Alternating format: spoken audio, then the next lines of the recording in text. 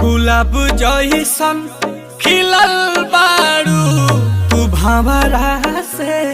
मिलल बारू, करत दिल के कतल बारू, के कर मेहनत के फल